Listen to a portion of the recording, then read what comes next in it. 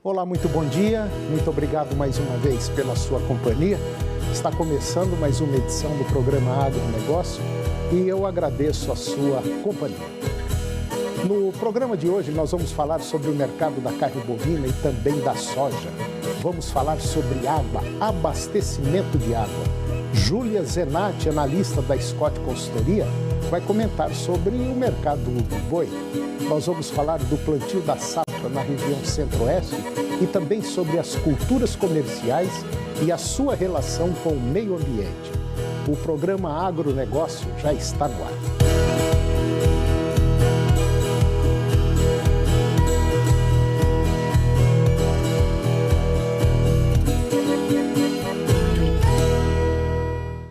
Eu começo o programa de hoje falando sobre o mercado da carne bovina, com os preços da tonelada da carne bovina destinada ao mercado externo em queda. Como reflexo, as indústrias ofertam menos R$ 2,00 por arroba para o boi gordo destinado ao mercado interno e menos R$ 3,00 por arroba para fêmeas gordas. Mesmo com redução na oferta de gado gordo no estado de São Paulo, os preços permaneceram estáveis na comparação com o levantamento da semana passada.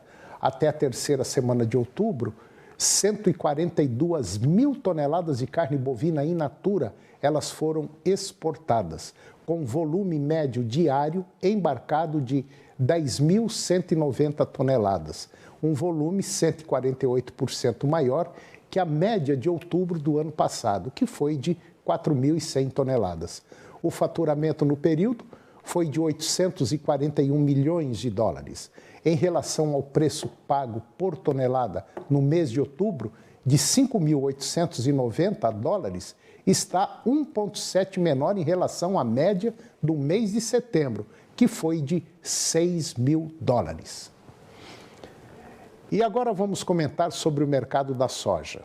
A liquidez no mercado da soja, no mercado interno, está lenta e os preços em queda. Segundo pesquisadores do CPEA, produtores estão com atenções voltadas à semeadura da temporada 22-23 e evitam negociar o excedente da safra 21-22. Além disso, a desvalorização do dólar e a queda nos prêmios de exportação na semana passada também desestimularam os negócios. No campo, as chuvas no mês de setembro chegaram com otimismo entre os sojicultores nacionais, mas agora o excesso de umidade na região sul e sudoeste do Brasil vem limitando, até mesmo interrompendo os trabalhos de campo. Em algumas áreas da região sudeste, lá do Paraná, tem sido necessário o replantio. E agora eu vou falar sobre água. Precisando de água na sua propriedade, a Europoços Artesiano tem a solução. A Europoços é especializada em perfurações de poços artesianos, tem uma equipe de profissionais altamente qualificada, presta serviços com qualidade e rapidez e faz perfurações em até 24 horas. Equipamentos de última geração e tecnologia, perfurações de poços com até 800 metros de profundidade. Atende todo o estado de Goiás. Tire suas dúvidas pelo WhatsApp 62996208858. Fale com meu amigo Junismar, ele vai dar a melhor assessoria. Europoços Artesianos, nessa você pode confiar. E agora, Júlia Zenatti, analista da Scott Consultoria, vai comentar sobre o mercado do boi. Confira. Olá pessoal, Júlia Zenatti, analista de mercado da Scott Consultoria, e hoje eu vou trazer para vocês algumas expectativas para a próxima semana no mercado do boi gordo. Bom, essa última semana de outubro a gente viu aí um mercado mais pressionado, com reajustes negativos na cotação do boi gordo, tanto em São Paulo quanto na maioria das praças pecuárias que a gente monitora. E aí a gente viu, né, essa pressão da negociação do nosso maior parceiro internacional, o mercado chinês, que está passando por um processo um pouco difícil na sua economia nesse momento, com a desvalorização da moeda local frente ao dólar, e com isso a gente vê uma China mais dura na queda, mas firme nas negociações. E com isso a gente viu uma indústria tirando um pouco o pé dos abates. A gente vai ver a redução das escalas daqui para frente, as indústrias abatendo um pouco menos e isso pode pressionar ainda mais os preços para o lado do pecuarista. Com o cenário atual, né, o mercado fechou nessa semana com um boi mercado interno a R$ 275 a arroba, esse preço bruto e a prazo, e para o boi mercado exportação, nosso boi China, segue em R$ 280, preços também brutos e a prazo, a arroba, né? No caso do mercado doméstico, a gente esperava nesse final de ano uma demanda um pouco maior pela carne, mas com esse finalzinho de quinzena a gente não viu esse salto na procura por carne bovina e a gente teve aí um finalzinho de mês de procura fria, um mercado interno um pouquinho mais afastado. Isso faz com que a pressão do mercado bovino, atrelado a esse novo comportamento da indústria e também o comportamento do mercado doméstico, faça com que os preços da carne invariavelmente caiam um pouco mais. É lógico, essas quedas no varejo não foram acentuadas, como a gente tem visto, por exemplo, no atacado, tanto no atacado com osso e no desossado, mas elas já representam aí uma variação, um ajuste negativo, buscando conquistar o consumidor doméstico. Sem muito sucesso até o momento, a expectativa é que com o final desse ano, né, com Copa do Mundo, a gente tem aí as festividades do final de ano, recebimento de salários, aquisição de alguns empregos temporários, talvez esse incremento de câmbio na população faça com que o consumo doméstico dê um salto. Mas até o momento, as previsões são de que o mercado bovino siga andando de lado e para o mercado de carnes a gente tem aí também preços estáveis, há possíveis altas, mas não tão intensas, ok? Era esse o panorama que eu tinha para trazer para vocês hoje. Muito obrigada e até uma próxima. No segundo bloco do nosso programa, eu vou fazer uma entrevista sobre meio ambiente, crédito de carbono e produção de grãos. Para você se inteirar dos fatos, eu vou mostrar primeiro o trabalho que o Solidariedade Brasil vem fazendo na região do Mato Piba. Confira.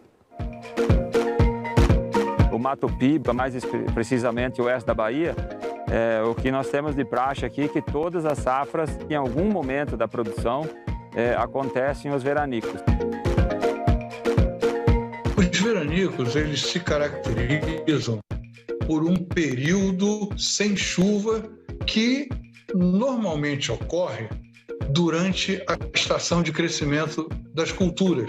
O sistema de plantio direto aqui no oeste da Bahia, ele traz aí grandes vantagens, né, principalmente da proteção do solo.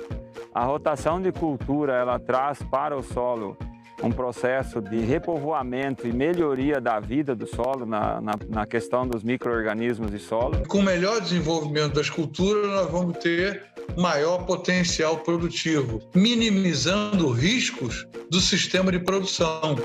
Cada transformação que é feita na propriedade rural, em termos de adoção de práticas de baixo carbono, elas vão refletir diretamente na melhoria da produtividade, na melhoria da produção e, consequentemente, no clima, né, da região e no clima global. O plantio direto na palhada tem um incentivo da IBA com toda certeza. O plantio direto, ele veio para ficar aqui no oeste da Bahia. Com o objetivo de contribuir para a produção sustentável de soja no Mato Piba, permitindo a manutenção de áreas de vegetação nativa do Cerrado, um projeto realizado na região oeste da Bahia está fomentando soluções inovadoras na cadeia produtiva. Dentro do projeto, a Fundação Solidariedade desenvolveu uma calculadora de estimativa de balanço de carbono para atender às características da região oeste da Bahia. Nessa metodologia, o primeiro passo é identificar quais as fontes de emissão de carbono, quais as práticas agrícolas adotadas que ajudam a reduzir essas emissões e quais as práticas ajudam a sequestrar carbono. As fontes de emissão são geralmente os fertilizantes nitrogenados, o calcário utilizado na calagem, a queima do diesel utilizado nos tratores e nas máquinas agrícolas e os processos por trás do fornecimento de energia elétrica e a decomposição dos resíduos das culturas agrícolas. Já as práticas que podem sequestrar carbono são os sistemas mais sustentáveis, como o sistema plantio direto, que adiciona matéria orgânica no solo e com isso contribui para que uma maior quantidade de carbono fique retido no solo, não sendo emitido para a atmosfera. Essas e outras fontes de emissão e formas de compensação são identificadas a partir de um questionário aplicado aos produtores ou aos técnicos, que nos fornecem informações de acordo com a realidade da propriedade. Com isso, temos os dados necessários para fazer o cálculo do balanço de carbono da propriedade, que pode ser expresso por área de produção ou por saca de soja produzida.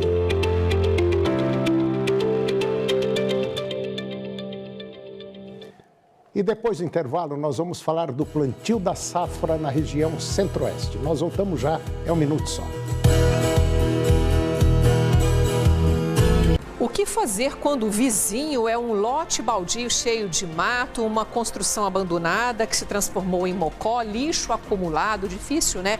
Tá enfrentando situação parecida? Manda pra gente. A gente quer que acabe com essa lixaiada, né? Que a rua fica feia, o nosso setor fica feio. E vocês vão ver uma matéria especial lá no Solar Colombino, um abrigo que atende 50 idosos, mas tem muitas despesas com alimentação, medicamento e funcionários. Estão precisando de ajuda e você pode ajudar.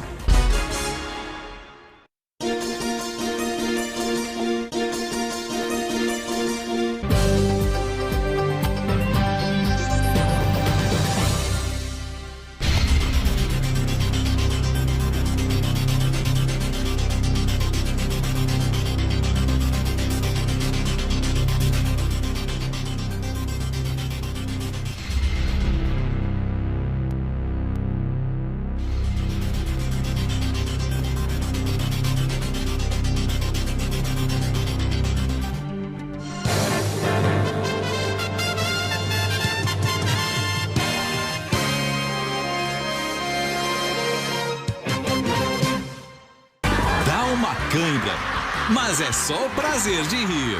Nesta quinta, 11h15 da noite, a praça é nossa. Cuide do seu rebanho e abra as porteiras para o mundo. Vacine seu rebanho contra a febre aftosa e também contra a raiva dos herbívoros. No período de 1º a 30 de novembro. Depois, envie a declaração no site da Agrodefesa até o dia 9 de dezembro. Goiás livre da aftosa. Uma conquista dos pecuaristas e do nosso estado, que já completou 28 anos sem casos da doença. Governo de Goiás. E tem quem diga que a gente colhe o que a gente planta. Bem, quem mora no campo sabe que não é bem assim. Para colher, não basta plantar, é preciso cuidar. É por isso que eu conto com a Safra Irrigação na hora de cuidar da nossa plantação. Porque com a irrigação eu posso colher muito, mas muito mais. No campo ou na cidade, precisou Safra. Já são 25 anos transformando vidas. Sejam muito bem-vindos ao Teleton. Nas redes sociais, vários conteúdos especiais. E na televisão vai ter muita música com Lecha, Aline Barros, Vanessa Camargo, MC Livinho e muito mais. Fazer o bem é uma escolha. Nesta sexta, 10h30 da noite, Teleton 25 anos. Agronegócio. Oferecimento Senar Goiás, a maior escola da terra. No campo ou na cidade, Safra Irrigação, 3928-4020.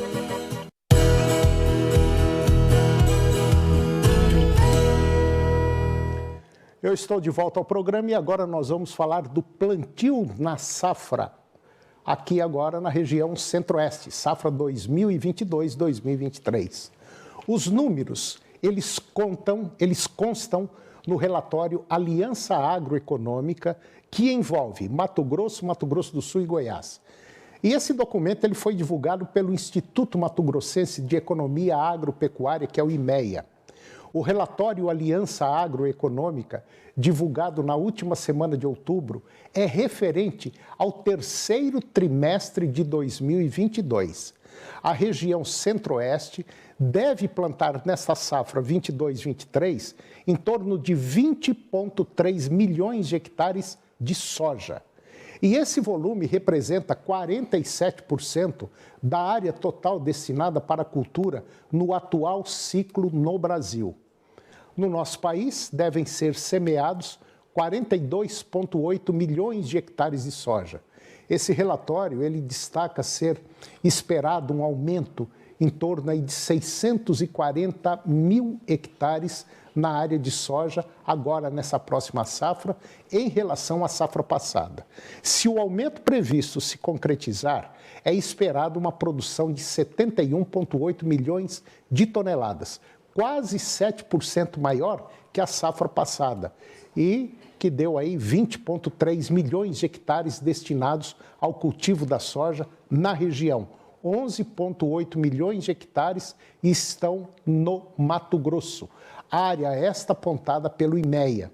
Já o estado de Goiás, conforme a Companhia Nacional de Abastecimento, a CONAB, o estado de Goiás deverá semear 4,6 milhões de hectares, enquanto Mato Grosso do Sul, 3,8 milhões de hectares.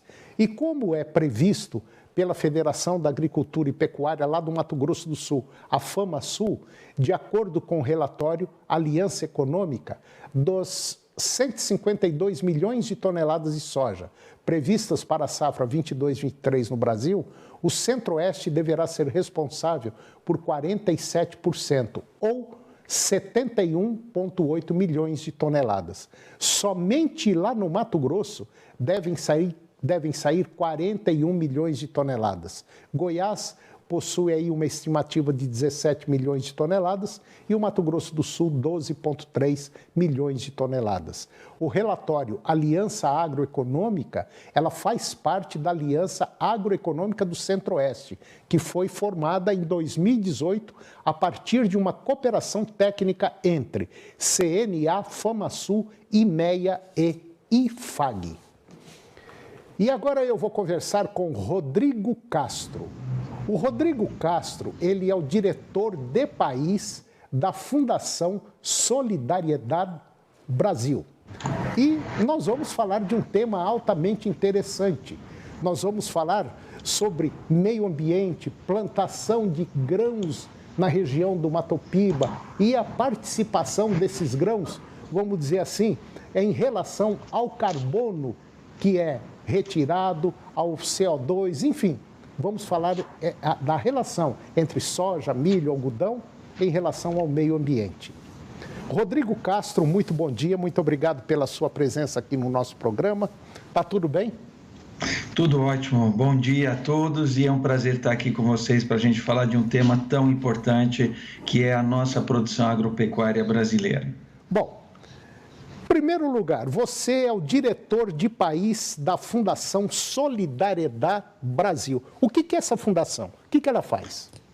A fundação é uma organização da sociedade civil, quer dizer, somos uma fundação, uma organização sem fins lucrativos voltada ao desenvolvimento de tecnologia e de soluções inovadoras para a agricultura e para a pecuária. Então, nosso trabalho é fomentar cada vez mais sustentabilidade. Nossa missão é tornar as cadeias produtivas da agricultura e da pecuária cada vez mais sustentáveis, competitivas, mas ao mesmo tempo também mais sustentáveis. Bom, e vocês estão fazendo um trabalho lá na região do Mato Piba, que é uma região que vem aí explodindo, crescendo muito rápido e produzindo já uma boa quantidade de grãos em relação à produção brasileira. E já nós temos aí informações que já ela vai ser assim o novo celeiro do nosso país. Que trabalho é esse que a Fundação Solidariedade está fazendo? É muito importante frisar que o Brasil ele é líder na produção de grãos. Se a gente pegar somente a soja, a gente pode ver que a produtividade média da soja no Brasil é a mais alta do mundo e a produção, o Brasil fica sempre entre primeiro ou segundo lugar na produção total de soja mundialmente. Então, o Brasil tem uma importância muito grande no abastecimento de grãos para o próprio país e também para o mercado internacional. isso tem nos dado um grande papel de protagonista nessa agenda de segurança alimentar global. O que nós estamos fazendo na região do Mato Piba, que é uma região de expansão agrícola no Brasil e uma região que tem se desenvolvido de forma rápida e tem se consolidado como uma nova área importantíssima para a produção de grãos, como você disse, ela tem, por um lado, avançado muito na produção e na produtividade e, por outro lado, tem o desafio de avançar essa produção e produtividade de forma sustentável. De forma sustentável quer dizer utilizando os recursos naturais de forma sábia, de forma eficiente, de forma inteligente. Então, a sustentabilidade e a expansão da agricultura no Mato Piba depende, sim, de tecnologia, de eficiência na produção e de novas abordagens sustentáveis. Bom, o setor agropecuário brasileiro é o setor que segura as pontas da economia brasileira. É o esteio, é a locomotiva, basicamente, do país. Mas ele é visto por uma boa parte da população brasileira como um setor que, vamos dizer assim, que destrói, que derruba mata, invade e tal. Mas eu, na minha concepção, e a gente tem observado isso muito na prática, nós temos observado que está tendo uma grande conscientização por parte do produtor em utilizar ferramentas, técnicas existentes agora, na atualidade, para, vamos dizer assim, quanto menos prejudicar o meio ambiente, melhor. E essa prática parece que está se tornando cada vez mais comum, né? Pelo menos é o trabalho que vocês fizeram sobre essa parte de produção de grãos em relação ao meio ambiente, em relação à mitigação de gases de efeito estufa. Correto. O grande desafio e a grande preocupação é promover uma agricultura que seja ao mesmo tempo eficiente e que seja ao mesmo tempo sustentável em relação aos recursos naturais, ao meio ambiente. É possível fazer os dois juntos ao mesmo tempo? Sim. E é isso o cerne do trabalho da Fundação Solidariedade, que é buscar soluções tecnológicas, inovações no campo que possam unir a produção à conservação dos recursos naturais. Eu vou dar só um número. Por exemplo, a importância de se manter áreas com cobertura de vegetação nativa para a regulação das chuvas. Sabemos hoje, e muitas pesquisas já apontaram, para a importância da Amazônia para o regime de chuvas no Centro-Oeste, na região Centro-Oeste, que hoje é o celeiro de grãos do nosso país, e é um celeiro de grãos onde o produtor, com tecnologia, com inovação, tem avançado muito na produção. Sabendo que a Amazônia é importantíssima para a regulação do regime de chuvas na região Centro-Oeste e que a região Centro-Oeste depende de um período de chuva generoso para manter os seus padrões de produtividade, sabemos que um projeto de Brasil, onde a Amazônia está como prioridade também na preservação ambiental, onde conseguimos preservar a Amazônia, não só para a manutenção do estoque de carbono dentro daquela floresta, mas principalmente também garantir que haja uma continuidade nas chuvas no Centro-Oeste. Então, a relação do clima é extremamente complexa e ela tem uma ligação que vai para além do território. Então, o Centro-Oeste depende hoje da Amazônia, da grande Amazônia, para garantir um equilíbrio no seu regime de chuvas e, por consequência, poder garantir uma produção e uma produtividade altas. Então, a preocupação é grande em relação à vegetação nativa, é grande no tocante a aliar produção com conservação, e esse é o trabalho que a Fundação realiza. Bom, nós estamos aí prestes a ter a COP27, se não me falha a memória, no Egito, né? Parece que vai ser no Egito agora. Exatamente. E o Brasil, ele é alvo de vários países, né? Que o pessoal critica muito a gente aqui em relação ao meio ambiente. Na verdade, eu acho que essa crítica é mais feita, eu não diria assim, vamos dizer mais ou menos, é um ciúme que esse pessoal tem dessa área tão rica, que é a única no mundo que pertence ao Brasil, chamado de Amazônia. O Brasil, ele pode representar, ele pode apresentar um papel, vamos dizer assim, essencial agora, fundamental na COP23 em relação ao meio ambiente? Com certeza, isso é uma pergunta muito importante. O Brasil, ele tem uma dupla responsabilidade. O Brasil, como grande potência na produção de alimentos, tem a responsabilidade e tem cumprido o seu papel de abastecimento de grãos dentro e fora do Brasil, e principalmente exportado para garantir a segurança alimentar e garantir preços acessíveis das commodities no mercado internacional. Isso é graças à produção e produtividade brasileira. Por outro lado, além do protagonismo na produção de alimentos, o Brasil tem um papel fundamental para o clima do planeta Terra. E aí, quando a gente fala de clima, é como o Brasil e os recursos naturais do Brasil, a vegetação nativa, as florestas brasileiras têm um papel primordial, não só no equilíbrio climático dentro do Brasil, mas também no equilíbrio climático do planeta. Então, muitas regiões do mundo que dependem de regularidade de chuvas, que dependem de um clima equilibrado, que se possa prever, quer dizer, com previsibilidade, para garantir a produção de alimentos no mundo inteiro, depende o quê? De nós controlarmos o aquecimento global. E o Brasil tem um papel enorme no enfrentamento da crise climática e tem um destaque muito grande. Então, somos um país da produção, mas também somos um país que tem um papel fundamental na mitigação e na contenção dessa crise climática que afeta não só o Brasil, mas todos os países do mundo.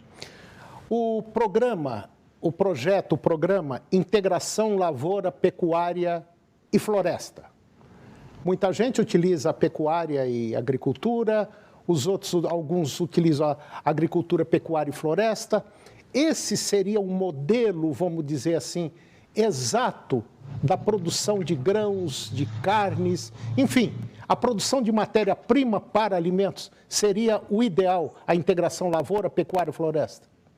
Olha, com certeza, esse exemplo que você está dando é um dos importantes exemplos e contribuições do Brasil para tornar a agricultura e o uso da terra mais eficientes. E aí vai realmente um reconhecimento e um elogio a todo o trabalho realizado pela Embrapa, o trabalho de pesquisa durante muitas décadas para propor, desenvolver e testar novos modelos de produção agropecuária que sejam mais eficientes por um lado, sejam mais amigáveis ao meio ambiente e que possam trazer benefícios de retorno a longo prazo. A integração lavoura, pecuária e floresta é um bom exemplo desse avanço em termos de abordagens e de práticas na agricultura que podem trazer uma produção mais sustentável a longo prazo. É importante frisar que o objetivo maior nosso é buscar cada vez mais uma eficiência produtiva para o futuro da produção de alimentos.